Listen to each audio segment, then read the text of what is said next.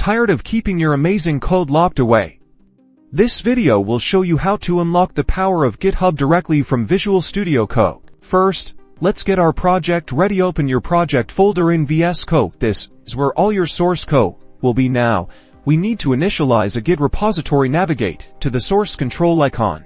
It looks like a branching symbol on the left sidebar and click it. You'll see a message prompting you to initialize a repository. Click on the Initialize Repository button. This action will create a hidden Git folder within your project, which is where Git will store all of its version control data. Next, all your project files are now consider and track. To make sure all your files are tracked, we need to commit all our changes. Put a message in the message box at the top which signifies the changes you have made, and click the check mark, the button that says commit. Think of this as saving a snapshot of your project. Now, let's create a remote repository on GitHub. Head over to the GitHub website and sign in. If you haven't already, then create a new repository using the new button. Give your repository and decide whether it should be public or private. Leave the rest of the options blank. Back in VS Code, click on the three dots to access more options, then select Remote and click on Add Remote. Enter your new GitHub repository's URL, which you should have copied when you created the repository. This connects your local project to your online repository, and click the Push button,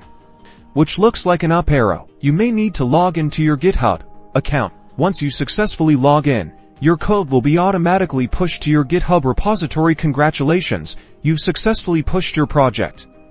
If you have the GitHub extension installed, you will see the project file listed. From now on, you can implement these same steps to share any updates you have.